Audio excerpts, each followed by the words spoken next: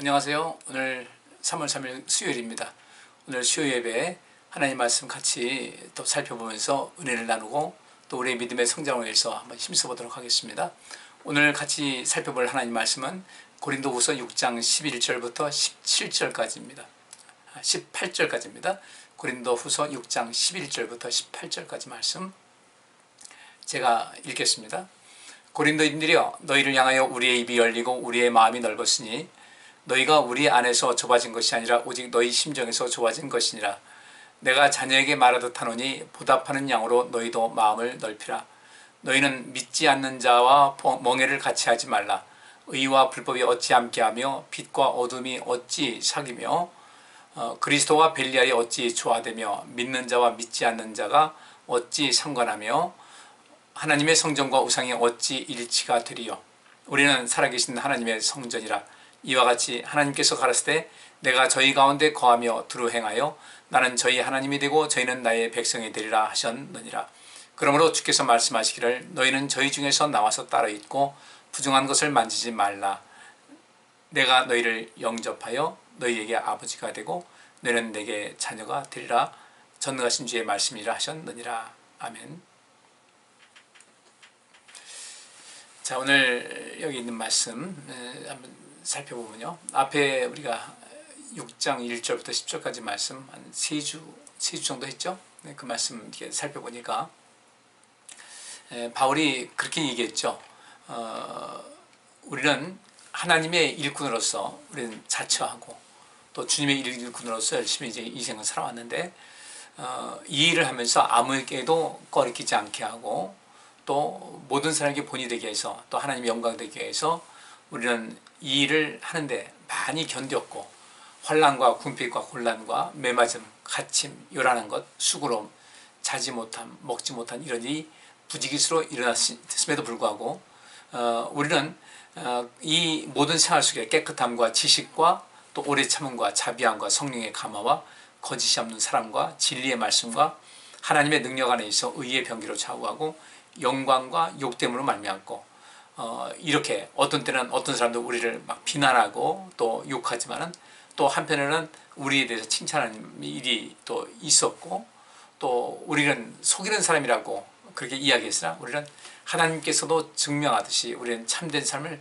살았고 우리는 이 세상 사람들에게는 무명한 자 같지만 하나님 앞에서는 우리가 유명한 자가 됐고 또 죽는 자 같으나 마치 이제 죽어가는 것 같고 이제 삶의 소망이 끊어지는 것 같은 그런 가운데 있었다 할지라도 우리는 여전히 살아있고 또 징계를 받는 것 같거나 죽임을 당치 아니하고 우리는 근심하는 자 같아. 우리가 이렇게 주의를 하다 보니까 왜 세상을 저렇게 힘들게 살까라고 하면서 사람들을 애처롭게 그렇게 보는 모습이 있을지 모르지만 우리는 항상 내면에 기쁨이 가득하고 우리는 남들 보기에는 가난한 자 같으나 우리는 많은 사람을 부유하게 한다. 그들에게 생명을 주고 그들의 삶에 용기를 주고 힘을 주고 희망을 주고 있는 이런 모든 속에서 우리는 가난한 자 같으나 많은 사람을 부유하게 하고 있고 아무것도 없는 자 같으나 우리는 모든 것을 가진 자 같이 우리는 그 어떤 것도 부족함이 없이 만족과 또 기쁨으로 인생을 살아가고 있다. 이 얘기를 앞에 이제 6장 1절부터 10절까지 말씀에 나오는 내용이 대치기인 것이거든요. 근데 여기 11절 말씀 보니까 고린도인들이요, 사랑하는 고린도 교회 성도들이요, 이제 여러분에 의해서 말을 하고자 합니다. 이제 나는 하고 싶은 말을 다 했습니다. 여러분을 향해서 하고 싶은 말을 다 했고 여전히 나는 여러분을 사랑하는 마음이 넘치게 됩니다. 이게 우리의 입이 열렸고 우리의 마음이 넓었다. 이게 우리의 입이 열렸다. 여기서는 우리라고 하고 있지만 바울이 이제 자기 자신을 이야기하고 있는 거예요. 내 입이 열려서 여러분들에게 해야 될 얘기 또 하고 싶은 말을 다 했고 여전히 그런 가운데서 여러분을 향해서 서운한 마음이라든지 어떤 부정적인 마음이 아닌 내 마음이 넓었다. 내 마음이 넓게 열려있다. 여러분을 여전히 사랑하고 있다는 것을 말하고 있어요. 그러면서 12절에 너희가 우리 안에서 좁아진 것이 아니라 오직 너희 심정에서 좁아진 것이다. 우리 사이에 혹시라도 이 관계가 좀 냉랭한 관계가 있고 서먹한 관계가 있고 갈등하는 이런 것이 있다면은 내가 여러분들을 사랑하는 그 사랑이 부족해서가 아니라 오히려 여러분의 사랑이 너무 적어서 내게까지 닿지 않고 있고 또 나에게 또 여전히 그 마음이 전달되지 않고 있다. 나는 여러분들을 사랑하고 있지만 여러분들 나를 사랑하지 못한다. 우리 예수님께서 이제 마지막 승천하시기 전에 제자들과 디베랴 바닷가에서 마지막 식사를 나누셨죠. 그때 예수님께서 그 베드로에게 하신 말씀이 너는 나를 사랑하느냐라고 주께서 말씀하실 때 베드로가 그 주님께서 나를 사랑하신 것 같은 그 사랑에는 못 미친다는 것은 내가 인정할 수밖에 없습니다. 그러나 나는 최선을 다해서 주님을 사랑하고 있습니다. 이 대화가 이제 3번씩 오고 가지 않습니까? 근데 바울은 말하기를 나는 여러분들을 사랑하고 있습니다만 여러분의 사랑은 내가 여러분을 사랑하는 것에는 많이 미치지 못하고 있습니다. 바꿔 말하면요, 하나님께서 우리를 굉장히 사랑하시거든요. 근데 여러분들은 하나님께서 나를 사랑하신다는 것을 얼마만큼 느끼고 있는지 모르겠어요. 오감으로 느끼고 육감으로 느끼고 이런 것을 좀 좋은 관계가 돼야 되는데 하나님께서는 여전히 우리를 사랑하시는데 우리는 과연 주님을 얼마만큼 사랑할까? 바울은 하나님의 사랑을 알잖아요. 그 하나님의 사랑을 알고 그것부터 받았고 그러다 보니까 주님을 사랑할 때 정말 최선을 다해서 사랑했던 것 같아요. 그러면서도 자기의 사랑이 주님께서 나를 사랑하신 것에 미치지 못한다는 그런 안타까움이 있었던 것 같고 그 사랑이 너무 뼈저리게 느끼다 보니까 정말 주를 위해서 온갖 고난과 괴로움과 어려움 당하고 뭐 자지 못하고 굶고 뭐 생명의 위협을 당하고 이런 일이 있다 할지라도 전혀 뒤로 물러서지 않는 그런 삶을 살아왔다는 것입니다. 그렇다면 우리가 이런 속에서 이 고린도 교회 성도들에게 사도 바울이 이야기한 대로 나는 여러분들을 사랑하고 있습니다. 근데 여러분은 내가 여러분을 사랑하는 만큼 나를 사랑하고 있지 않는 것 같습니다. 그러다 보니까 자꾸 오해가 생기게 되고 문제가 발생하게 되고 자꾸 이러쿵저러쿵 하면 뒷말이 많고 바울에 대한 신뢰를 하지 않고 아니 이런 얘기. 근데 이 세상 교회가 어쩌면 다 그렇지 않을까 싶은 생각이 들고 그래서 좀 마음이 아파요. 저도 목회를 하면서 그 주일에 더 몰입할 수 있고 전념할 수 있는 그런 에너지를 모았어요. 여러분도 그렇잖아요. 돋보기가 있다고 보세요. 그럼 돋보기를 가지고 불을 지핍니다. 그래서 여러분들 이렇게 아무것도 없는 지역에서 불을 얻으려고 하는 사람들 태양이 있으면 거기다 이제 비닐 같은 거 있으면 이제 비닐에다가 양쪽 네 끝에다 이렇게 비닐을 고정시켜 불을 담아 놓고 태양빛에 이렇게 얹어 맞으면은 이 물이 그 비닐에 담겨 있고 우묵하게 팬에 물이 담겨 있으면서 그것이 그 렌즈 역할을 해 가지고 초점만 맞으면은 그 밑에 이제 종이나 이제 불쏘시 같은 거 불이 붙거든요. 그러니까 우리도 저도 이게 목회를 하면서 이제 온가지 어떤 것에 그 몰입할 수 있으면 좋겠는데 이제까지 우리 교회가 설립되면서 많은 일이 있었는데 그런데 너무 시간을 많이 뺏겨서 또 열정도 뺏겨가지고 좀 더 활활 타오르는 이런 데서 어려움이 있었어요. 물론 그것이 제가 그런데 마음 뺏겼다는 것에도 내가 책임은 또 있긴 하겠지만은 그러나 이 바울도 역시 마찬가지였거든요. 이런 그 편지를 안 쓰는 것이 훨씬 좋지 않겠어요, 그죠? 뭐 그렇지 않아도 할 말 많을 텐데 이렇게 이 바울에 대한 어떤 불신 또 바울에 대한 어떤 그 비난정이 섞인 그런 것 사람이다 보니까 어떤 실수도 있고 하는 텐데 열심히 하려다 보니까 어떤 일이 생긴가요? 어떻게 하겠습니까? 근데 필요 이상으로 이제 자꾸 비난하고 또 그 원망하고 저주하고 이런 일이 있거든요. 뭐 하긴 이스라엘 백성들 그 광야에 있을 때도 모세와 아론뿐 아니라 하나님을 향해서도 그렇게 했으니까 인간의 그 모습이 그런가 보다라는 생각이 들지만은 그래도 이게 우리는 좀 그런 것에서 지나친 모습은 좀 없어야 되겠다는 거예요. 그러니까 바울이 그것이 안타까운 겁니다. 그들과 함께 주의를 같이 하고 힘을 모아서 하나님의 일에 몰입을 했으면 좋겠는데 이게 안 된 거예요. 그래서 지금 이 말하는 길을 내가 이제 여러분에게 하고 싶은 말 다 했습니다. 근데 이 하는 말이 여러분들이 뭐 비난하고자 하는 그런 마음이라든지 뭐 책망하는 그런 마음보다는 여전히 여러분을 사랑하는 그 마음. 그래서 그는 13절에 그랬어요. 내가 자녀에게 말하듯 하노니 보답하는 영이도 너희도 마음을 넓히라. 이게 무슨 얘기냐면 나는 지금 여러분을 나의 친자식처럼 생각하고 이것을 말씀을 드리고 있습니다. 그러니 보답하는 마음, 내 이 모든 마음의 그 중심을 보답하는 마음으로라도 마음을 열고 우리의 사랑에 대해서 어떤 반응을 좀 해달라는 이런 간절한 부탁이 나와 있어요. 그러면 이 바울이 왜 이런 얘기를 했겠어요? 아이, 그 사람들 뭐 싫다면 할 수 없지. 그런데 그들이 교회에 와서 아까 말씀드린 대로 이 태양을 받아 돋보이는 태양을 딱 맞춰 초점 맞춰야 거기 불리지, 이 초점 맞추지 않는 곳에 암만 돋보게 돼봐야 의미가 없거든요. 그러니까 바울은 이 고린도 교회가 이 복음의 또 다른 전초기지가 돼서 성도 한 사람 한 사람이 교회인데, 이 고린도에 있는 모여 있는 그 교회 공동체가 힘을 합하면 얼마나 큰 힘이 되겠어요. 근데 자꾸 이게 분산시키는 역할을 하는 사람이 있다 보니까 또 휘말리는 사람들이 있고, 그러다 보니까 이제 이런 바울이 안타까운 마음에서 좀 더 우리가 힘을 모아서 하나님의 나라를 위해서 생명을 사역을 해서 힘을 다하자는 이런 간절한 마음이 여기 나와 있어요. 그러면서 바울이 앞에서도 여러 가지 일을 했지만은 근본적으로 이제 그 여러 가지, 그러니까 바울은 자기를 중심으로 이야기를 펼쳐나갔습니다. 그래서 많은 이야기를 했어요. 많은 이야기를 했는데, 그래서 여기서 이제 그 자기 자신이 어떻게 주의를 했으며 내가 왜 이렇게 주의에 몰입을 했는가에 대해서 쭉 하면서 이제 내가 할 말 다 했습니다. 이제 여러분을 향해서 좀 몇 마디를 하겠습니다. 라고 하면서 하는 말이 이제 14절 말씀에 그 말씀이 있어요. 이들의 문제가 무엇인가를 말하는 거죠. 왜 이 고린도 교회가 힘을 합해서 주의를 더 열심히 할 수 있을 텐데 그것에 그 에너지를 뺏기는 이유가 무엇인가에 대한 그 나름대로 진단을 내리고 있는 겁니다. 14절에 이렇게 말씀하고 있어요. 너희는 믿지 않는 자와 멍에를 같이 하지 말라. 의와 불법이 어찌 함께하며 빛과 어둠이 어찌 사귈 수가 있겠는가. 바로 이 얘기예요. 여러분들은 주님을 너희는 믿지 않는 자와 멍에를 같이 하지 말라. 믿음이 있으면 희망이 생기고 사랑이 있다고 그랬잖아요. 하나님을 믿는다는 것은 하나님을 사랑한다는 얘기예요. 하나님을 사랑하지 않는다는 것은 하나님을 믿지 못한다는 것이고, 하나님을 진정으로 믿는 사람들은 하나님을 사랑할 줄 아는 사람이에요. 그러면 너희는 믿지 않는 자와 멍에를 같이 하지 말라.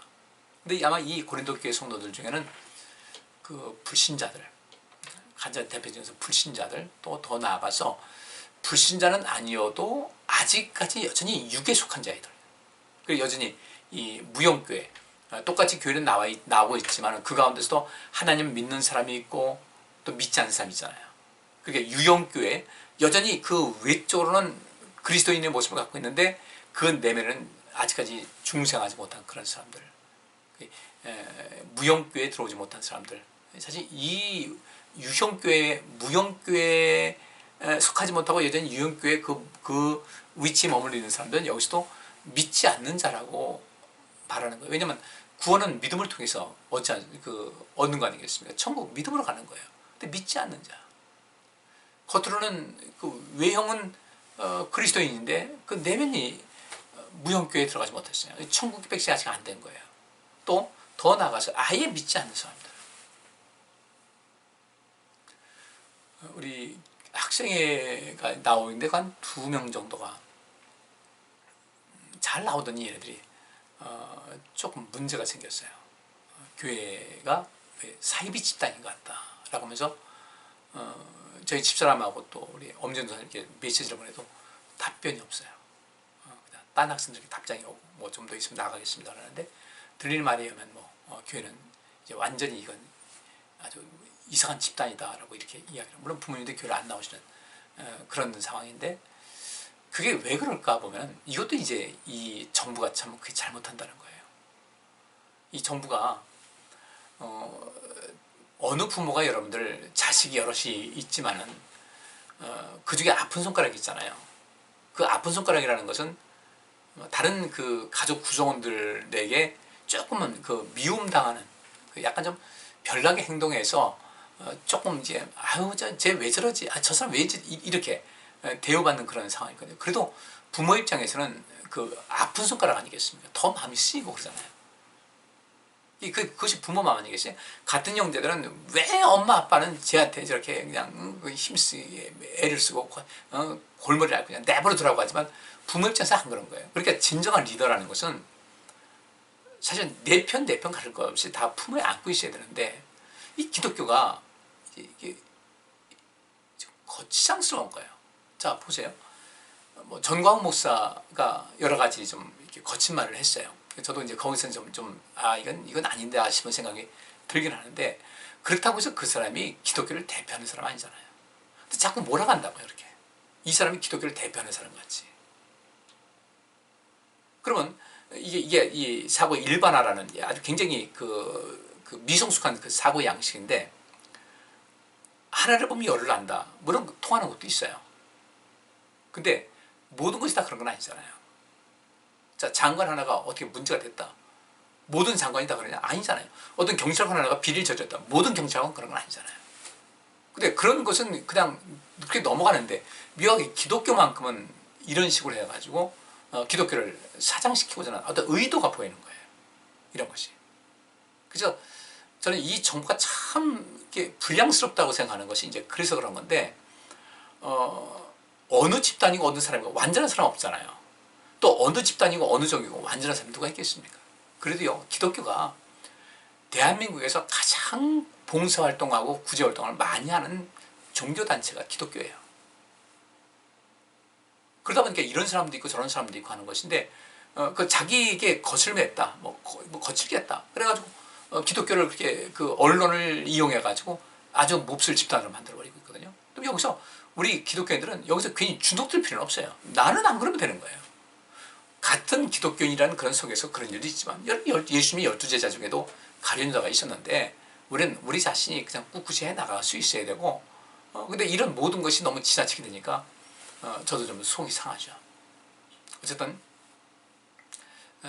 우리가 하나님의 사랑을 좀 제대로 부음받는 이런 입장에서 우리 신앙생활을 좀 어떻게 했으면 좋을까에 좀 관심을 많이 가지셔야 되고요. 또 여기 있는 대로 믿지 않는 자와 먹이를 같이 하지 말라고 한 것은, 믿음이 부족한 사람들은 우리가 봤을 때, 같은 이 상황 봤을 때 믿음이 부족해가지고 믿음 없는 이야기를 한다 할 때는 그를 위해서 기도는 해줘야 돼요. 근데 거기 휘말리지를 말라는 거예요. 그렇죠?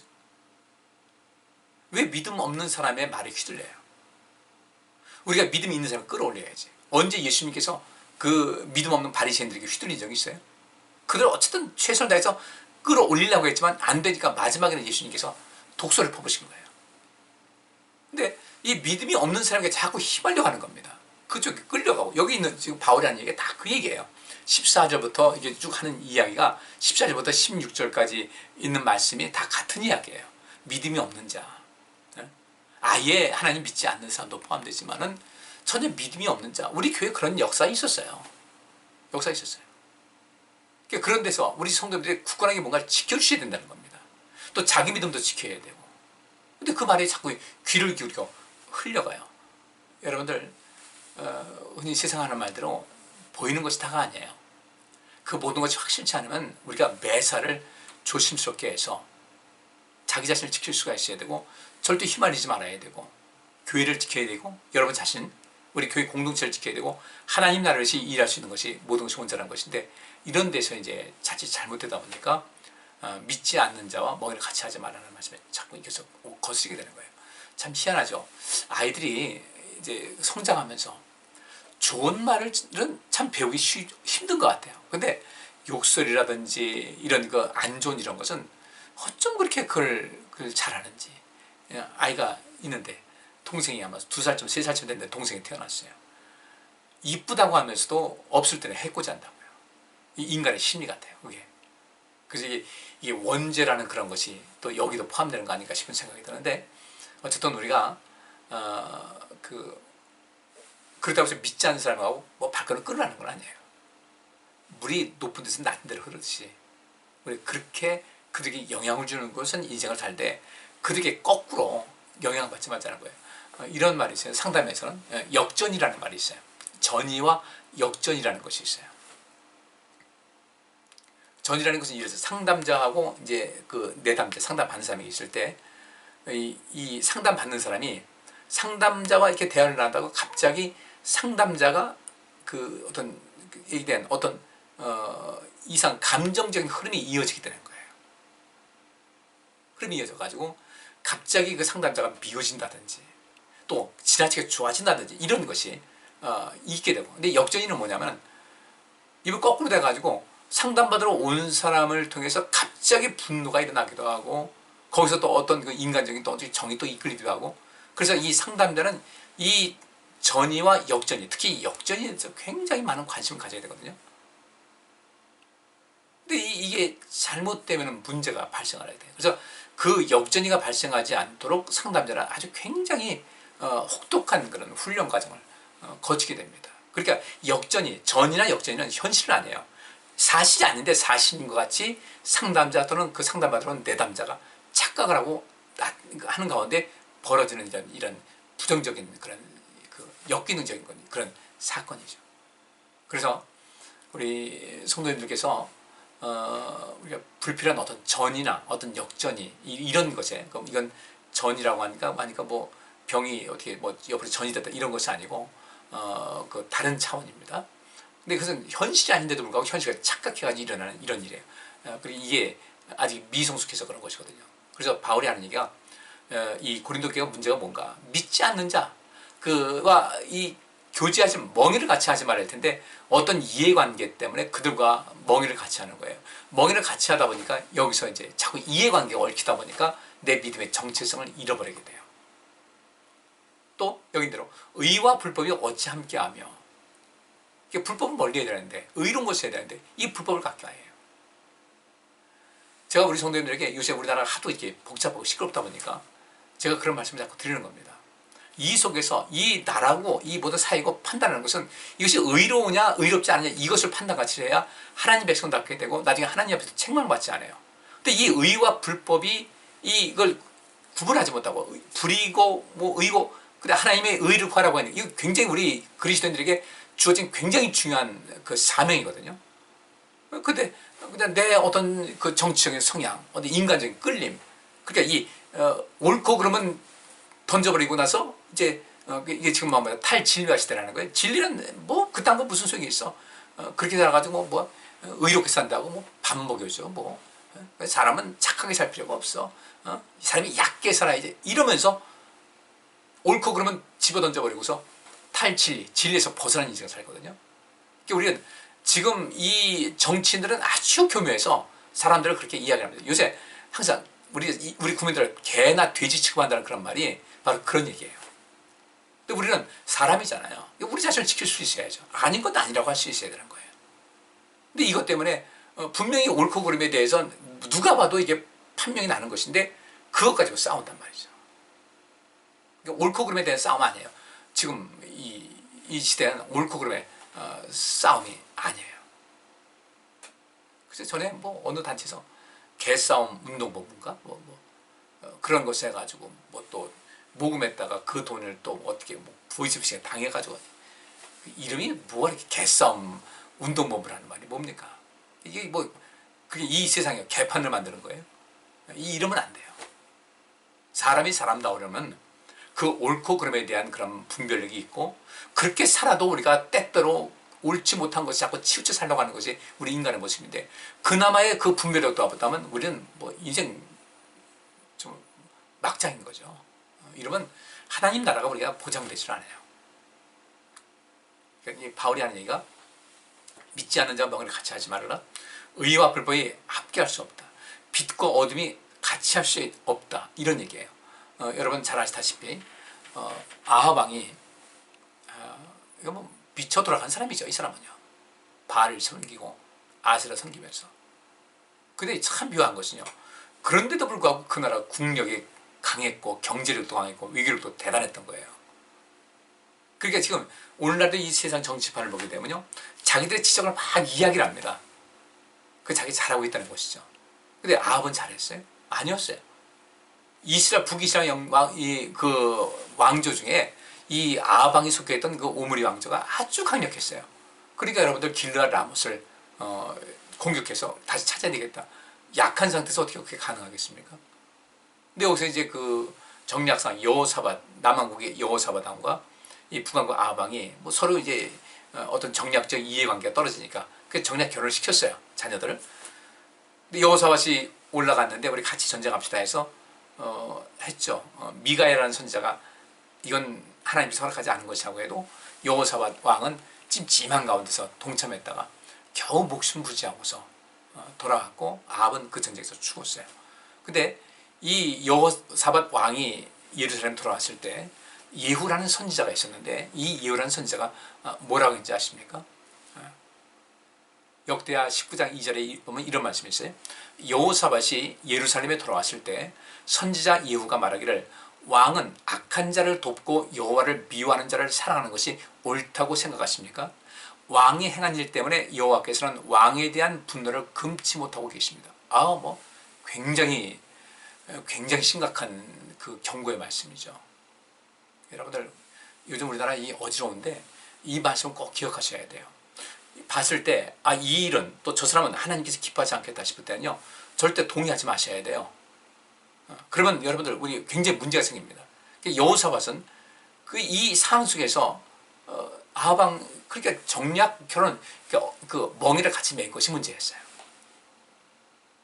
거기 갔다가 이제 전쟁에 속했고, 이 아합은 여호사밧이 자기로 착각할 수 있도록 왕의 복장 입혀가지고 전쟁에 나가게 하고, 자기는 일반 평범한 군사를 갔는데, 나중에 여호사밧 왕이 죽어서 왔는데 아니거든요.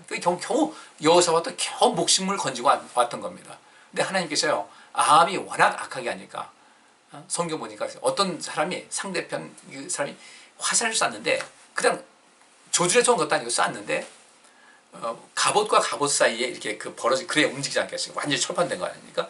그 사이, 이렇게 겹친 거, 요 사이를 파고 들어가가지고 아합을 화살이 그 화살 맞고서 죽었어요.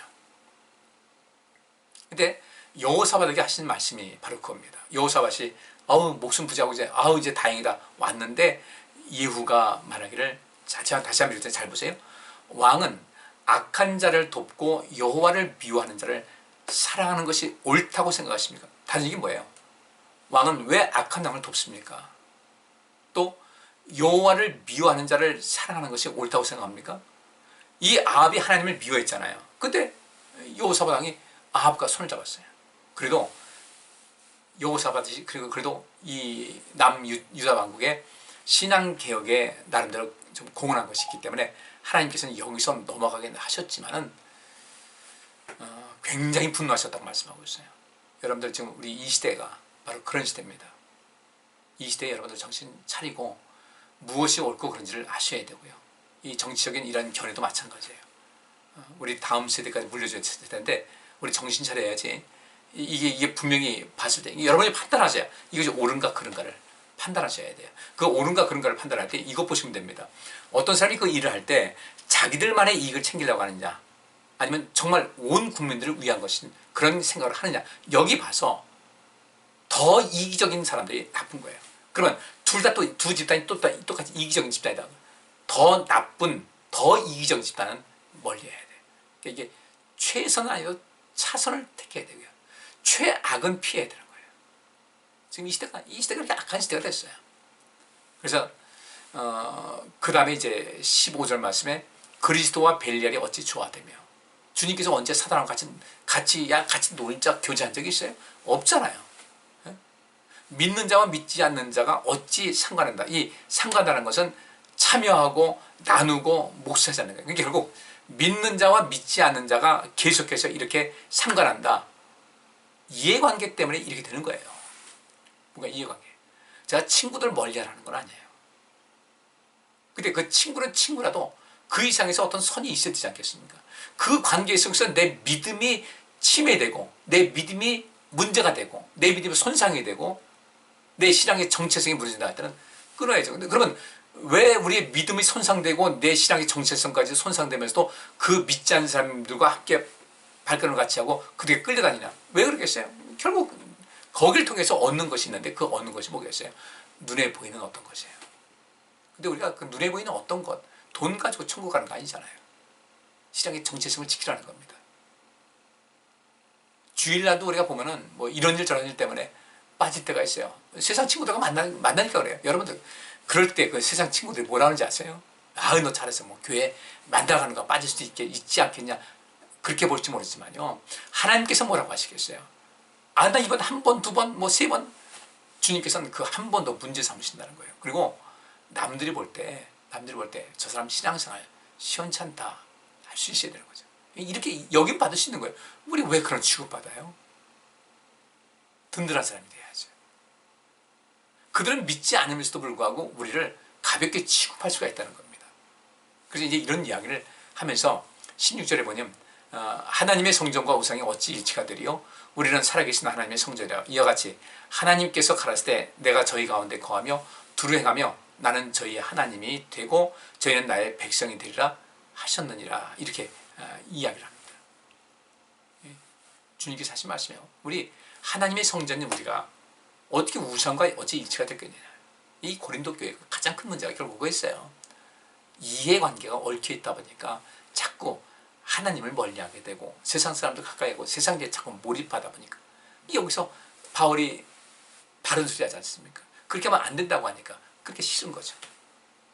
그러니까 비난하고 뒤에서 공격하고 시기하고 그에게 말도 안 되는 소리 해가지고 누명도 씌우고 온갖 말로 이 바울을 이제 짓밟으라고 하는 이런 것인데 참 굉장히 심각한 이야기예요. 굉장히 심각한 얘기예요. 그 다음에 이제 마지막으로 이렇게 얘기합니다. 17절 말씀 보니까 그러므로 주께서 말씀하시기를 너희는 저희 중에서 나와서 따로 있고 부정한 것을 만지지 말라. 이렇게 돼요. 주께서 말씀하시기를 너희는 저희 중에서 나와서 따로 있고 부정한 것을 만지지 말라. 나와서 따로 있다는 것이 뭡니까? 나와서 부정한 것을 만지지 말라는 것은 뭐예요? 소속하지 말라는 거예요. 그러니까 소속돼 있지 말라. 왜 소속돼 있겠어요? 뭔가 생기는 것이 있으니까 소속되는 거예요. 그래서 그 욕심이 우리의 믿음을 뺏어버리는 거예요. 거기서 나와서 따로 있어라. 구별돼 있어라. 여러분들 이스라엘 백성들 광야에 있을 때 고라와 다단과 아비람이 모세를 향해서 하나님 향해서 반역을 저지르지 않습니까? 이때 하나님께서 참고 기다리다가 내가 이 백성들 전체를 이 고라와 다단과 아비람의 꾀임에 빠져가지고 이스라엘 백성 전체 거의 전체가 다 거기 휘둘리니까 이때 하나님께서 내가 이들을 다 멸할 것이다 라고 하셨어요. 이때 모세가 하나님 악한 것은 고라와 다단과 아비람 그 핵심 세력인데 이 백성들 하나님 한번 참아주옵소서. 그래서 하나님께서 한 번 더 참으신 거예요. 근데 결국은 그들이 변화가 안 됐어요. 다 죽은 거예요. 광야에서. 그래서 마지막에 하나님께서 모세에게 말씀하십니다. 너는 백성에게 고라와 다단과 아비람의 천막에서 떠나라고 말하라. 내가 저한테 심판할 테니까 적어도 그러면 떠나는 사람들 내가 살려주겠다고 한 거예요. 고라와 다단과 아비람의 천막에서 떠나라. 그래서 모세가 일어나서 다단과 아비람에게 가자 이스라엘 지도자를 따라갔어요. 그리고 마지막에 이제 그 다단과 아비람에게도 경고를 주고 돌이키라고 했는데도 그렇게 하지 않았죠. 그리고 그 사람들 모여서 또 비난을 하고 조롱을 합니다. 모세를 향해서 하나님을 비난하고요. 땅이 그 자리에서 벌어져 가지고 다 빠진 다음에 바로 다시 땅에 덮여버린 생매장이 된 겁니다. 여러분들 고린도 교회의 그 치명적인 약점이 바로 그것이었어요. 어떤 욕심 때문에, 인간적인 욕심 때문에, 어떤 사람을 또 좀 외롭다 보니까 그 사람들과 같이 있기 위해서 돈이 생기니까 그 외에 눈에 보이지 않는 어떤 이익이 생기니까 자꾸 그들과는 같이 하면서 하나님과 자꾸 멀어지는 거예요. 왜냐하면 하나님 말씀이 자꾸 걸리거든요. 그게 하나님과 멀어지는 거예요. 거리를 두는 거예요. 그 자기가 옳다고 그래요. 그리고 그죠. 무덤에 가면 핑계 없는 무덤 없다고 다 자기 반대로 변명을 해요. 이렇다 저렇다. 여러분들 내가 이렇다 저렇다 한다 할지라도 그것이 하나님께서 인정하실 만큼. 그래도 예수님께서 겟세마네 동산에서 마지막 그 기도하실 때 제자들에게 깨어 기도하라고 말씀하셨잖아요. 근데 마지막 세 번째 가서 그들에게 하신 말씀이 그래, 이제는 자라. 너희가 마음은 있는데 육신이 연약하다. 육신이 연약한 그런 것을 주님께서 인정하셔서 그러면서 또 하신 말씀이 시험에 들지 않도록 깨어서 기도하라고 하신 그 말씀 살피면은 참 중요한 것이 있어요. 여러분들 내 핑계가 다 하나님께 다 통할 것이라고 생각하지 마세요. 절대로 사사시대와 같이 자기 속에 오른 대로 행하지 마시고 하나님께서 뭘 원하실까? 하나님께서 뭘 원하실까를 알려면요. 그분을 얼마만큼 사랑하는가를 보게 되면요. 알 수 있어요. 사랑의 힘은요. 엄청납니다. 엄청나요. 모든 것을 이길 수가 있어요. 결국 우리 이 시대 코로나19가 내가 얼마만큼 하나님을 사랑하고 있는가를 그 증명을 하고 있어요. 이 코로나19가 내가 하나님을 얼마나 사랑하고 있는가를, 이건 우리 마음에 나는 아무렇지도 않습니다 할지 몰라도요, 평가가 되고 있는 거예요. 여러분 스스로도 평가를 해보세요. 나 하나님 얼마나 사랑하고 있을까? 하나님 사랑하고 있으면요, 그래서 예수님 제자들이 목숨까지 내놓은 거예요. 죽어가면서도 그렇게 한 거예요. 하나님 사랑하니까, 하나님께서 우리를 사랑하시죠. 독생자를 이 땅에 보내셔서 죽으시고 우리를 구원하신 것 같이 하나님을 사랑하는 사람이 되게 되면, 그렇죠, 이 초기교회 주를 위해서 목숨 버리고 생명사역을 위해서 목숨 버린 사람 같이 살아갈 수가 있는 건데, 너무 우리는 필요 이상으로 두려워하고서 하나님의 사랑이 우리 속에 덜 머무는 거죠. 마지막 절, 너희에게 아버지가 되고 너희는 내게 자녀가 되리라 전능하신 주의 말씀이니라 하셨느니라. 그러니까 주께서 하신 말씀 바로 겁니다. 주께서 말씀하시기를 너희는 저희 중에서 나와서 따로 있고 부정한 것을 만지지 말아라. 그거예요. 그러니까 떠나라. 이 더러운 바벨에서 떠나라. 더러운 물건을 다 버리고 정결한 사람이 되어라. 그러면 나는 너희 아버지가 되고 너희는 내 자녀가 될 것이다. 이 아버지, 우리가 하나님께서 우리 아버지가 되고 우리가 그 자녀가 된다는 것은, 여러분 그렇잖아요. 우리 부모님들 이 세상에 많은 내 자식들 또래의 사람들 많잖아요. 그 중에서 내 자식만 특별하죠. 그죠? 마찬가지예요. 하나님이 우리 아버지가 되고 우리가 하나님의 자녀가 된다? 그런 관계예요. 근데 그 하나님은, 우리도 부모지만 우리 하나님께서 아버지가 되셨다는 것은, 우리가 부모로서 자식들 많이 사랑하지만 우리는 능력에 한계가 있잖아요. 하나님 전능하시고요. 어떻게 해요? 여러분들 하나님의 정말 여러분의 아버지로 지금 계십니까? 하나님께서는 나는 너희 아버지가 되겠다라고 자처하고 계신데, 우리는 하나님을 정말 아버지로 모시고 있습니까? 여러분 정말 하나님의 자녀라고 자신하고 있습니까?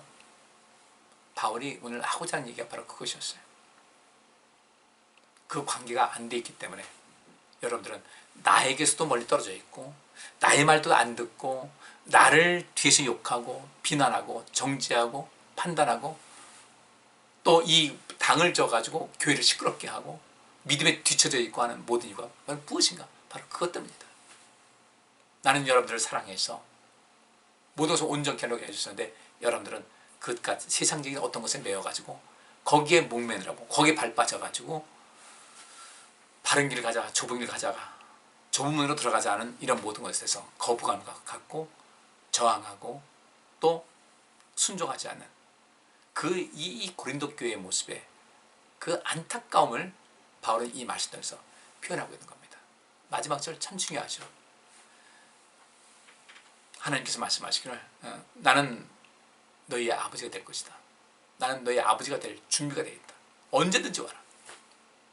그러면 나는 너희를 내 자녀로 삼을 것이다. 정말 여러분들은 하나님을 아버지라고 섬기는지, 여러분들은 하나님의 자녀라고, 나는 하나님의 자녀라고, 아들이다 딸이다 말로 하는 것이 아니라 자처하고 있는지, 그 관계가 정말 온전하게 이루어졌다면 우리 신앙생활은 지금 같지는 않을 것 같습니다. 더 나아질 것 같아요. 저도 역시 마찬가지고. 여기서 말씀을 마치겠습니다. 힘써 주님 섬기면서 주님께서 보시기에 옳은 대로 인생 사시고 내 소견대로 옳은 대로 인생 살지 마시고요. 욕심보다는 하나님께서 모든 것을 채워줄 것이라는 그 믿음 가지고 매일매일을 살아가는 여러분들 되시길 바랍니다. 기도합니다. 하나님 감사합니다. 오늘 말씀 들었사오니 이 말씀 속에 있는 것 같이 우리 모두가 나는 하나님의 자녀임을 확실하게 믿고, 또 하나님은 나의 아버지인 것을 믿어서 아버지 하나님을 온전하게 섬겨주시는 참 그리스도인, 참 하나님의 자녀들이 되기를 원하고, 또한 저희도 그렇게 될 수 있도록 역사하여 주옵소서. 예수 그리스도의 이름으로 기도하옵나이다. 아멘. 예, 금요일날 또 뵙겠습니다. 편안한 시간 지내시고 날씨가 이제 봄으로 좀 더 다가오는 것 같은데 행복한 매일매일 믿음 안에서 승리하는 여러분들 되시기 바랍니다. 감사합니다.